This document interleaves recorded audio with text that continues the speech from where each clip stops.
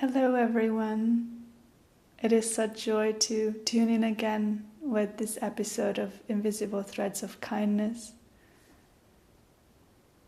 And it is great joy to dive into and explore a topic that feels probably one of the most resonant ones on my personal path, which is art as medicine, in which really to dive into understanding how art is a vessel for transformation and the importance, the preciousness, the role of artists, of poets, of mystics, of healers, of those who bring back the magic into the imaginary realms and expand our capacity to imagine worlds that feel like home for everyone and every being on earth.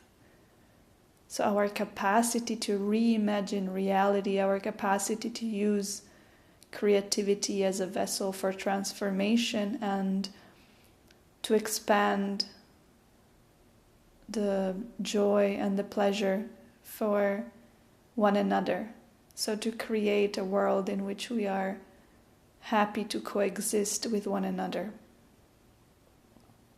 And today I am exploring this beautiful theme with an artist, an art therapist. Her name is Aphra Natley, and she's also a shamanic practitioner, and she is a woman who really, for me, embodies and represents a beautiful example. It's an inspiration on how art becomes a vessel and a medium to bring through something beyond our limited understanding of self and to really bring us back into the wholeness of the universal spirit of life.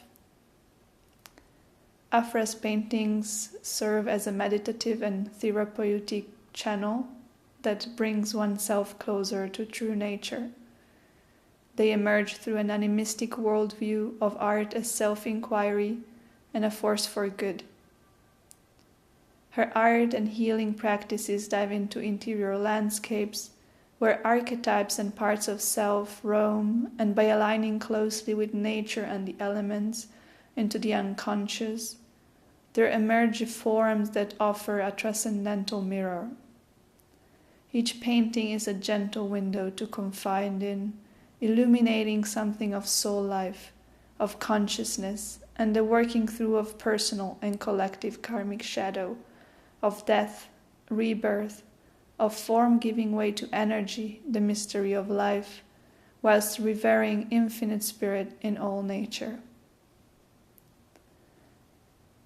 I hope this episode may accompany you to reflect on your own creative practice and inspire you to see the beauty of this capacity that we have, this innate capacity that we have to express our true nature and support one another to return to our essence of interconnected existence.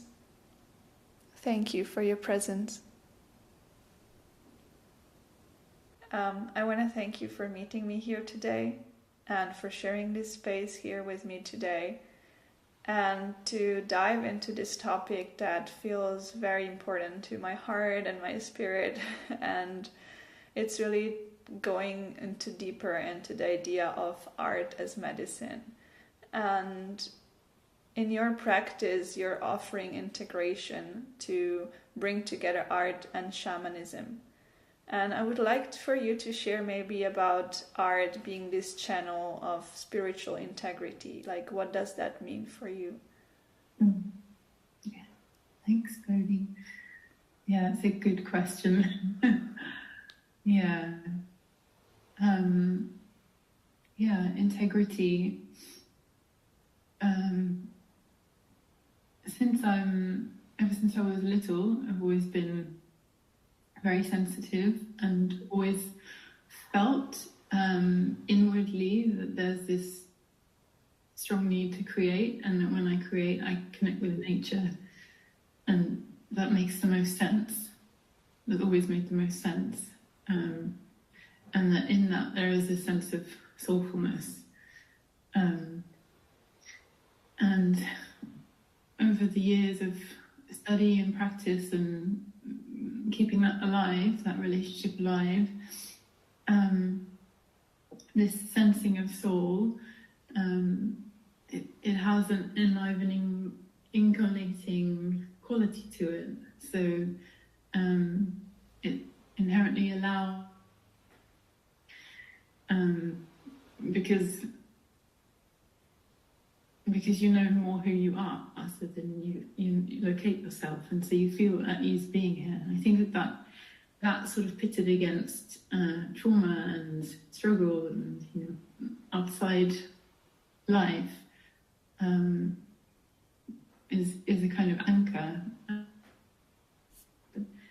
When we are soulful in our human experience, we naturally connect into our energetic nature, and I think that is inherently creative. So it's really quite simple, actually. It's the most natural part of our experience.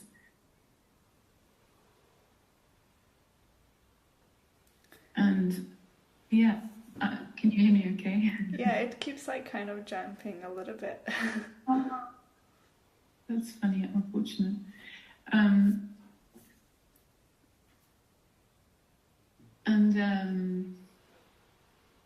Yeah, I think that this helps us overcome our suffering, as simple as that, because it allows us to see beyond the surface of the experience, to touch in deeper parts of ourselves. And shamanism is the same practice.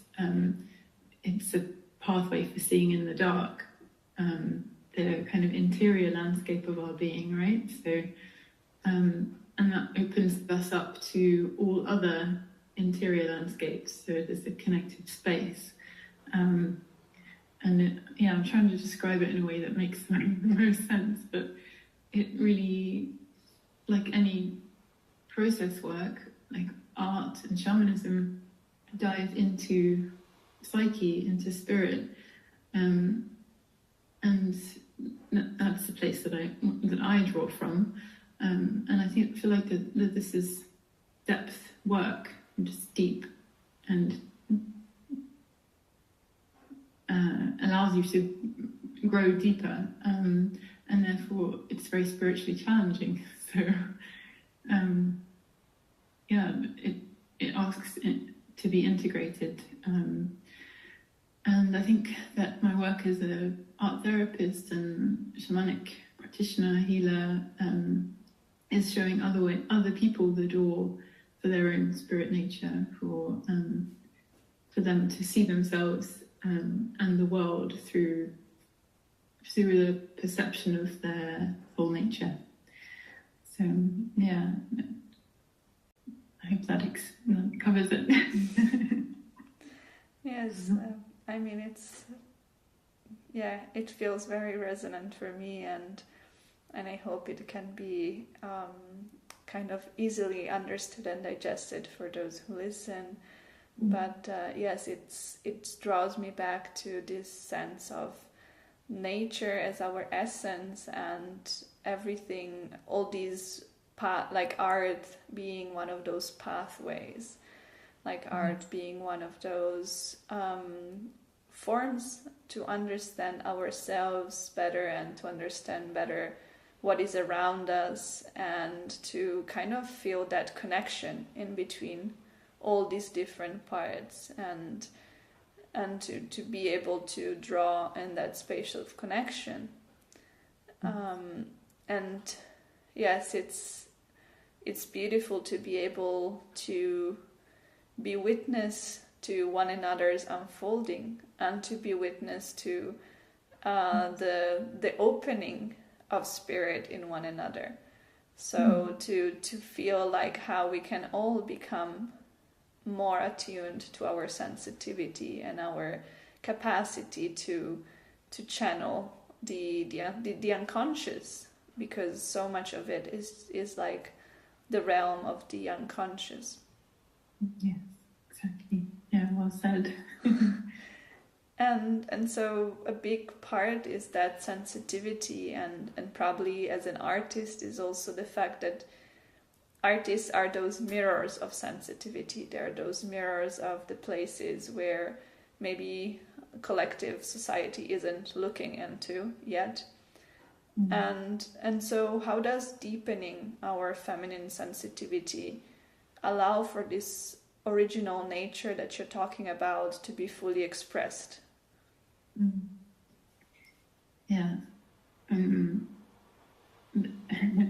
This is such a good question, but it's also one that I feel like words don't always match, as we were previously kind of touching on. I'll try. From my experience working with this for a long time, in order to deepen our feminine sensitivity, intuition is a kind of simplified word that I think people can relate to quite strongly.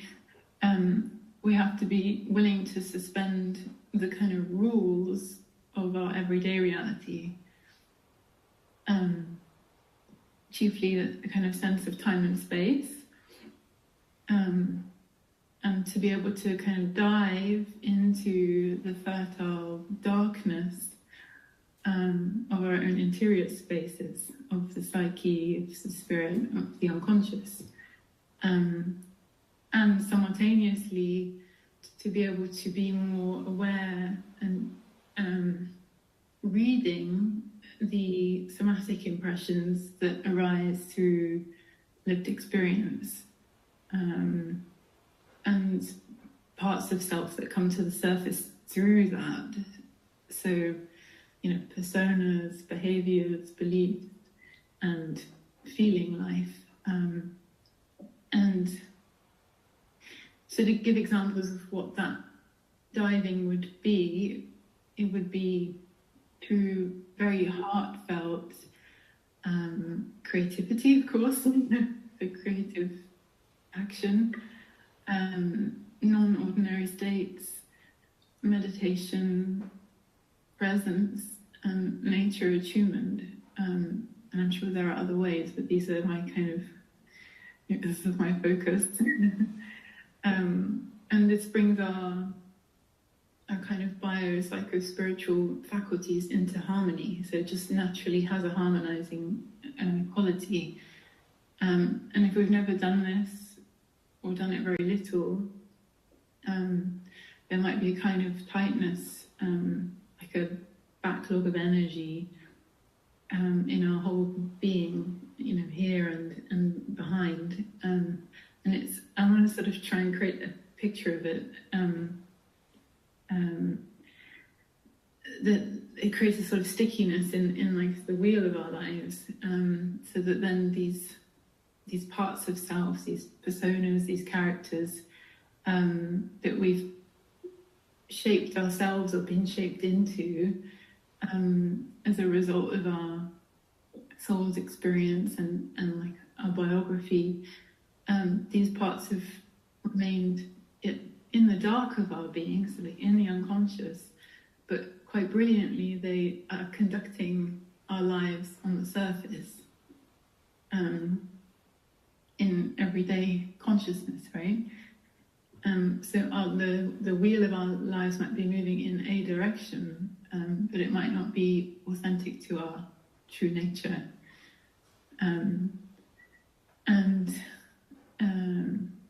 To give a quote that I really always live by, I really love, I still come back to, the sculptor Constantine Brancusi,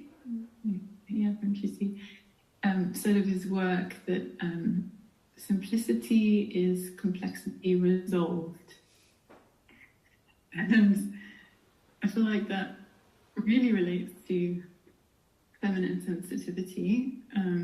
His work is refined, distilled, minimal, but it's arrived through process, right? And similarly, I think that the feminine sensitivity or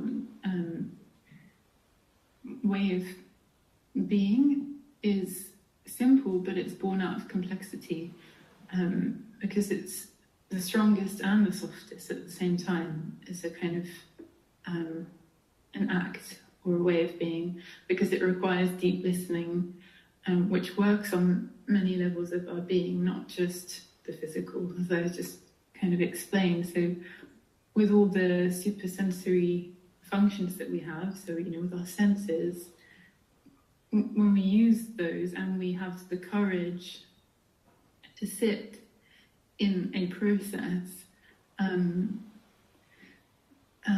say like in complexity, in multiplicity, in duality, like dualities of the world that we're in, anything, a lived experience that we're having, when we sit there with patience and kind of wait for the moment of clarity,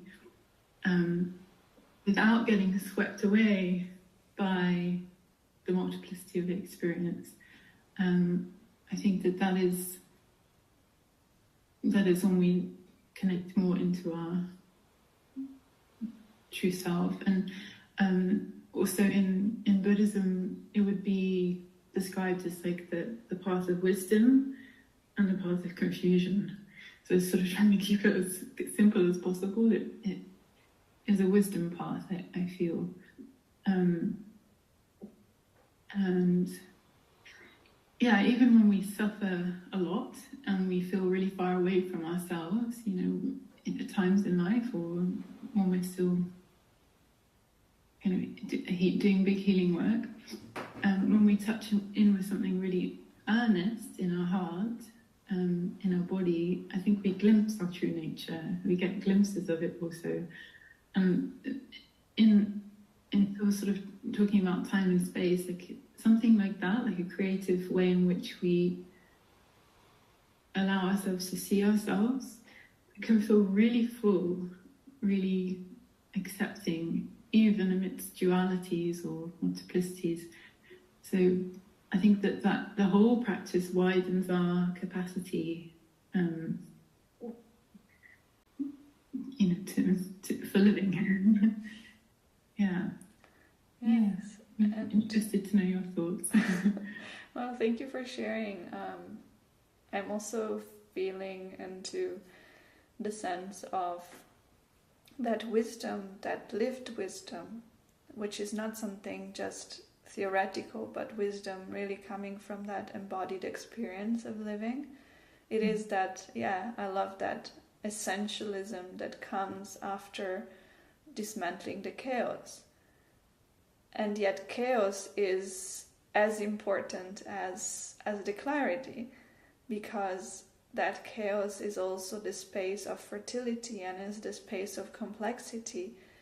And in a way, understanding, like I feel even the wisdom of appreciating that chaos, not negating it, not taking it away, not wanting to reject it, but to really understand how one doesn't exist without the other. Yes, that's it. I feel a lot that, and also like in terms of what is staying with me, that space of allowing all these parts to be there and to meet you there and to meet them through the process. Especially I feel because so much of our individual healing is collective, and so it's not even our chaos. Like it's not a personal healing story. That's right. Like there is nothing, something I'm reflecting a lot is like there is nothing wrong with any of us. There is not like we have to fix something, like we're gonna have to heal another part or something else has to be fixed or resolved. It's more like understanding the transgenerational and the collective behaviors that have led us to separating ourselves from the most wise cycles of nature. That's it. Yeah, well said. Yeah. Yeah, there's nothing wrong with that process. Yeah, and it's an integral part of the harmony or the deep listening or, the wisdom.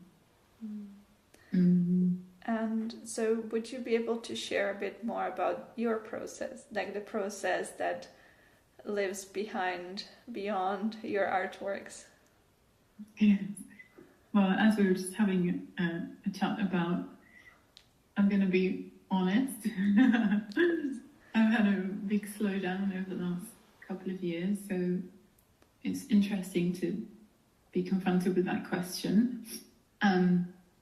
But I guess in relation to what we've just been talking about, it's a kind of very natural dormant phase, which has asked me to reframe my way of making, and I still haven't completely figured that out.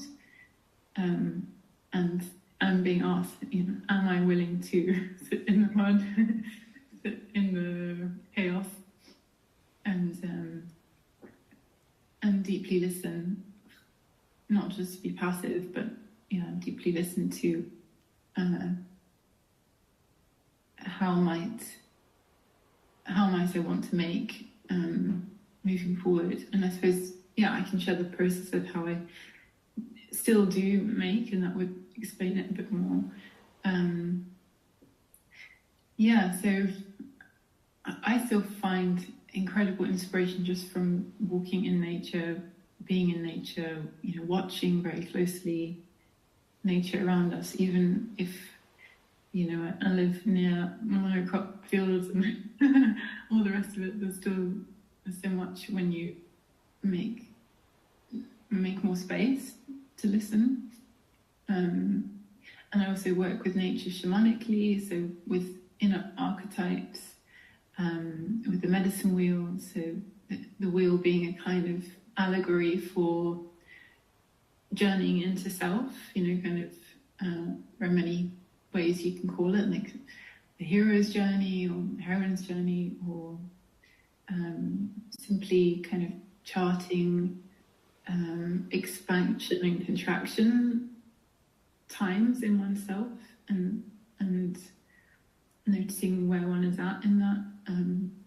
That's a big part of how I come to a piece of work. So it's very much process work, depth work of self. And then with dreams, which is quite fragmented, and often with the experience of meditation or presence. So really, it can be different things. It can be very deep and complex and sort of mysterious, something from within, or it can be really just the absolute feeling of presence. I guess, of true nature, of transcendence, or something like that. So sort of, I think I have different styles almost. And I used to have a lot more where I would start with a head vision, a vision would come from somewhere and it would be much more visionary. And honestly, I had 2 years ago some sort of intergenerational trauma processes that very much shifted my way of seeing. Quite frightening experiences, but very, ancestral work that I think is very necessary. And it's asking me to relate to making in a new way, which I'm still figuring out. But generally, if I can't start making easily in my process, I'll play the piano, I'll make some cyanotypes, like sun prints, which again is a way of just communing with nature and sort of having a ritual dialogue. If there is sun in Britain, it doesn't work so well. Or maybe, collage also. And then I also find that my final work isn't so much this, but making with chalk pastel I find really freeing, because it just allows images from within to kind of shape-shift onto the page. So I really love that. And with watercolor, I often make wet-on-wet washes, driven by mood and feeling, and I just allow that to do its thing, and then kind of look and watch again, like deeply listen for what wants to come through out of that. And honestly, yeah, very much in the process of renewing my way of making, like I said, and a kind of yearning for more texture, and actually moving away from watercolor perhaps, but it's sort of it's such a important relationship that I have with watercolor, particularly because I have used it, trained therapeutically with it as well. So it's sort of so, and then I also actually work with sculpture a bit, but it's not something I've necessarily shared. So yeah, quite multifaceted, and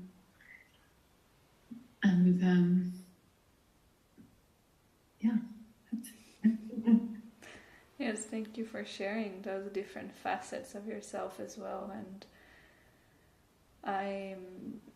I feel there is a need for understanding the value and preciousness of processes, and it's also something that is moving this intention of also this conversation. For example, what I'm currently feeling in this world is a lot the having lost touch with what it means to even create art, and the depth that it requires when it's based on listening, and when it's based on reciprocity, and when it's based on connection, and the complexity of life, and how that is usually the alchemy of very long processes. And even as a woman, like following the processes of your body as well, and like where your body is at, and what does that mean, and what kind of healing is going through your body, and what kind of cycle is going through your body, and the need for rest, the need for having pauses and moments where nothing is happening. And I don't know, I feel a lot in my process has, for example, changed in the way that before I would try to find inspiration, even if inspiration wasn't necessarily available. Like I was, I would almost kind of try to get into the mood and do something. And I think it's great to have a practice that helps you to find easier inspiration. But I also think that there are moments where the fact that the thread isn't there just means that time is necessary for the process too. That maybe it is not meant to come right away. Maybe there is a day when something completely, like you just want to be staring at the sky, and then at the end of the day you're going to have the impulse for what wants to come next, but only through that understanding. And I feel we are a lot in a culture that praises how can we be more productive, and how can we create more, and how can we do that. And there are 1,000 ways to get inspired, but how do we work more with those changes, those transformation, those moments where, as you were saying, I honor it a lot, those 2 years where you said I needed to take a pause, I needed to take care of other parts of me. And yeah, it's just, for me, it's something that it's very alive at the moment, of understanding what does that mean within a culture that has lost connection to those moments of pause and rest and death. Yes, death, exactly. Yeah, death process.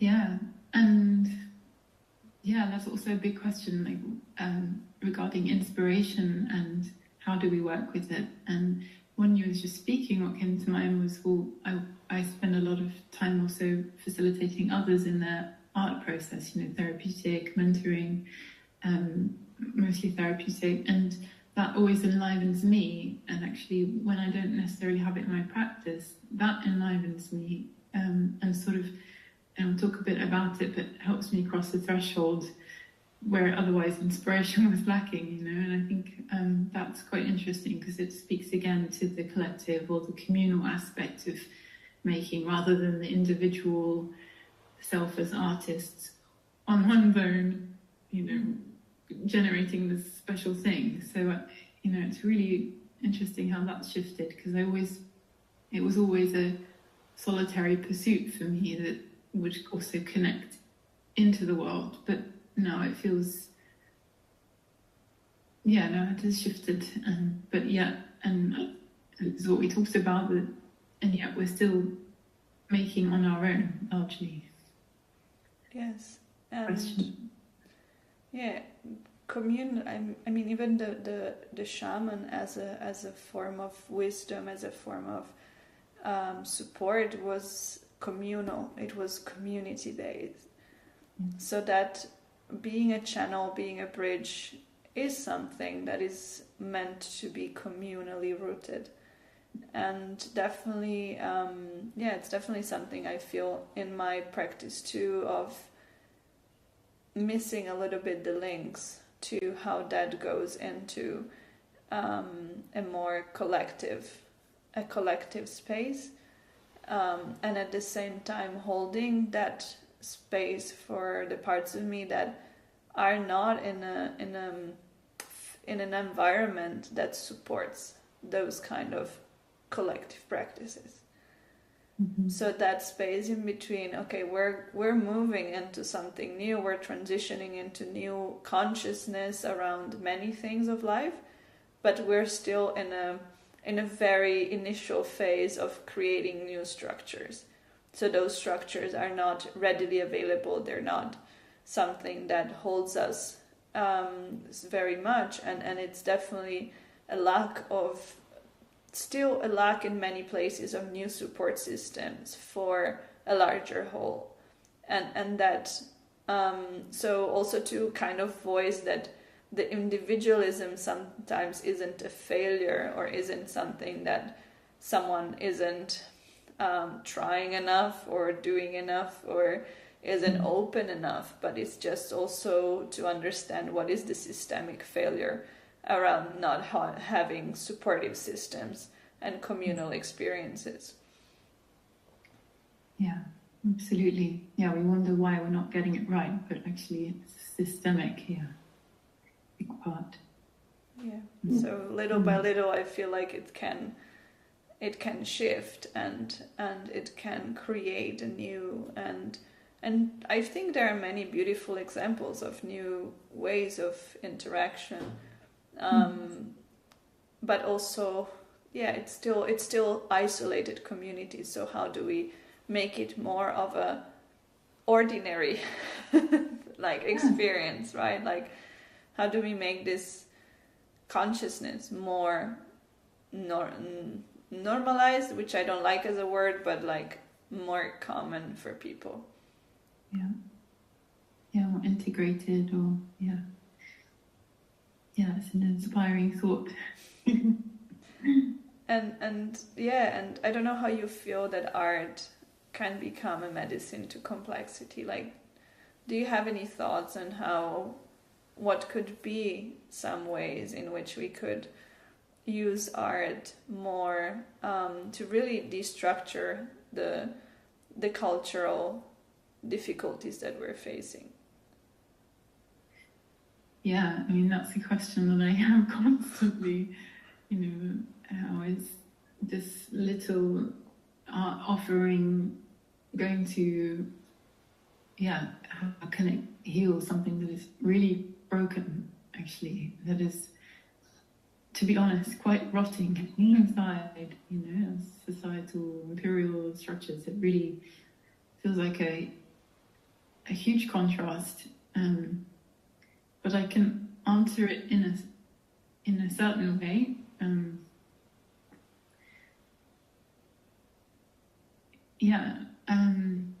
which I think we've touched on it a bit, but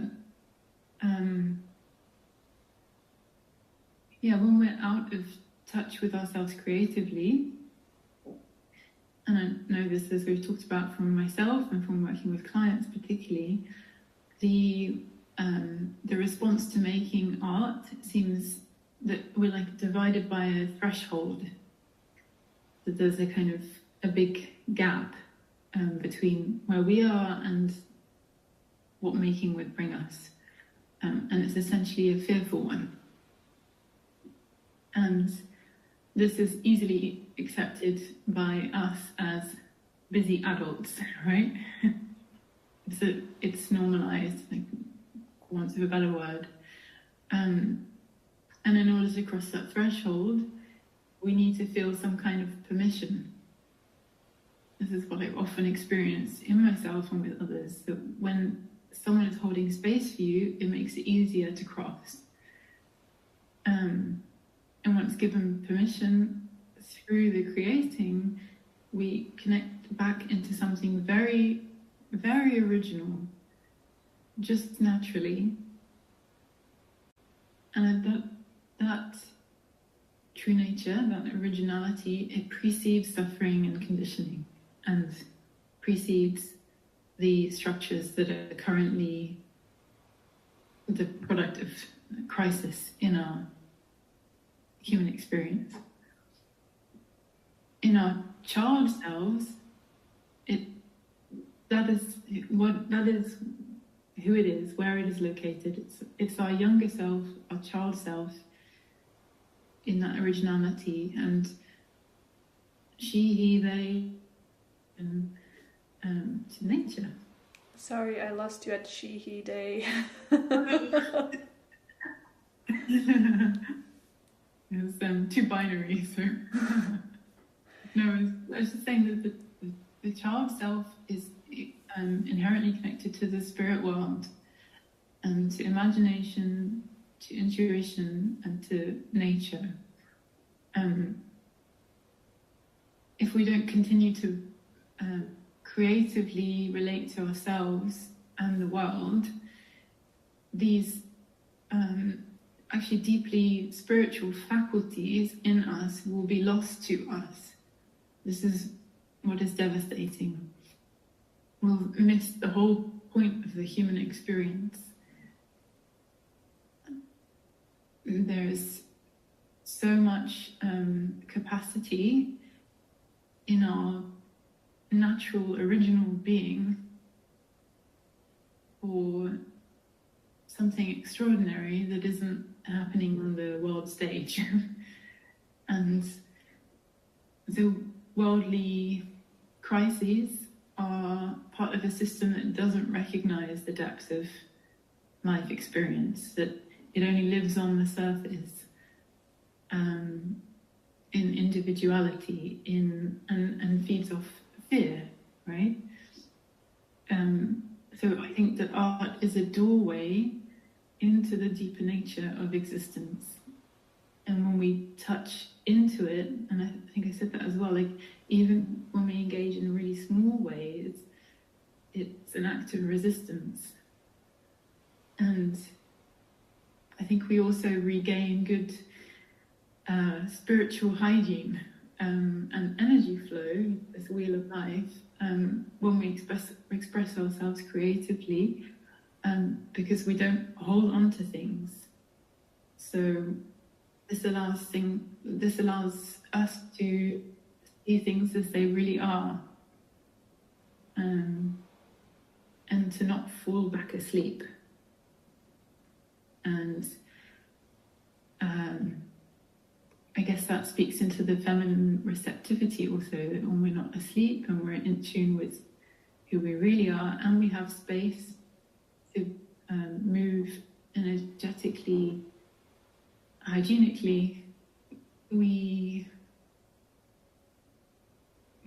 available for transformation. And I think that art helps to speak into the souls of others, to inspire others to contribute to change, and for the benefit of all beings. yeah, that's my take on it. Yes, thank you, and I feel that strongly too, and the reawakening of our capacity to sense the world and to be in awe for the world, and how that inspires us also to guardianship and to sharing and to the willingness to reconnect deeper. And how does that inform our actions and movements in the world, and opens others up to their own potential too. And I think that's just a very it's, in a way, it's what connects us all, because we are it's just a reminder, I feel, of connection, a reminder of something that is primordially and essentially who we are as a collective, especially, and our capacity to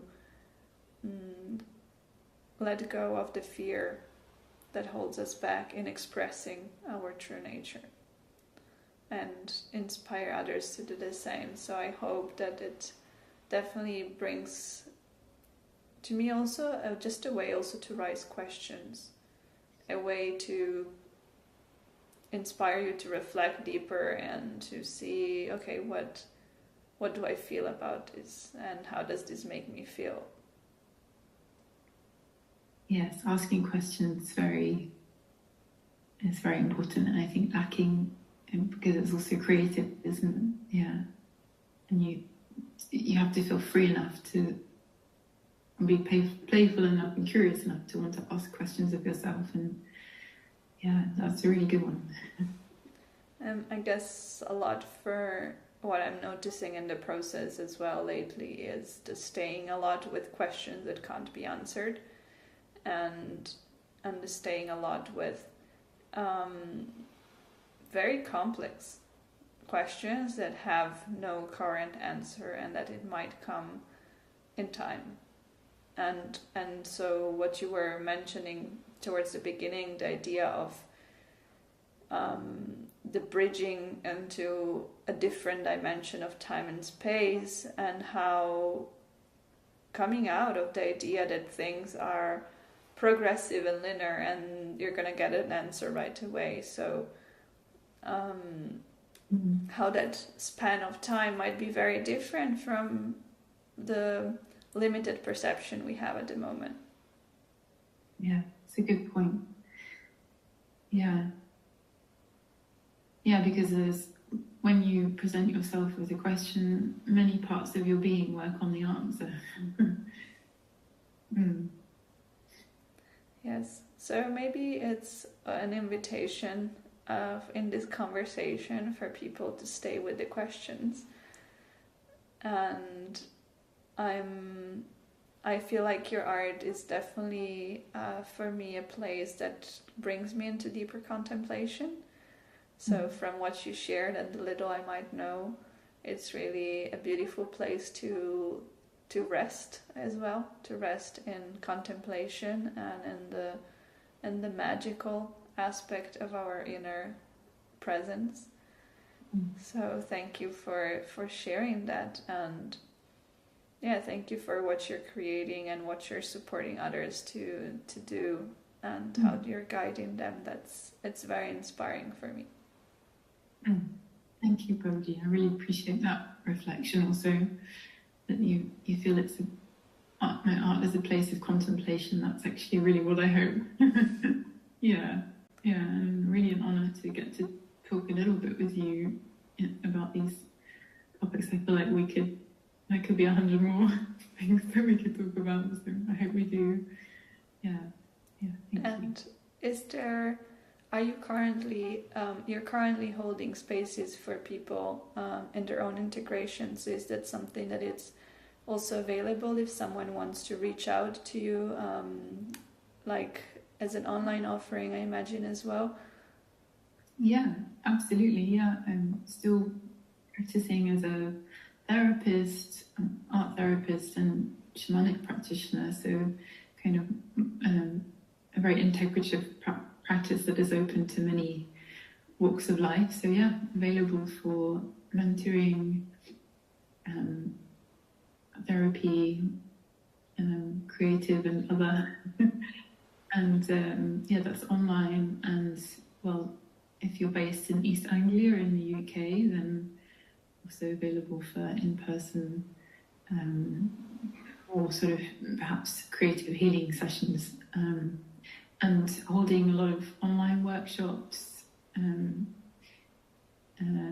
also working a bit on retreat with Andrea of 𝘒𝘪𝘯𝘥, who runs Symbiosis Retreats. So that's a really beautiful way to have an extended period doing this kind of work that we've been talking about. So maybe we can link a bit more about those offerings, and yeah, Definitely. open to hearing. Yeah. I'll make sure they're in the description so that people can find it. And yeah, I think even taking time for a retreat and taking longer time of immersion is a beautiful way to really be able to open up more of that potential and stay with that more. So yeah, it's beautiful. And yeah, so I want to thank you enormously for this exchange and conversation, and wishing everyone who's listening and tuning in to be able to feel their own potential, feel their own capacity to be attuned to their creativity. And also, I'm always, as an invitation, I'm always curious if anyone wants to give some feedback, or if like tell how he, she, they are feeling. And if someone wants to share, it's also a space to create more community and more interaction, and yeah, connect with soul-aligned people so that we can support one another to grow.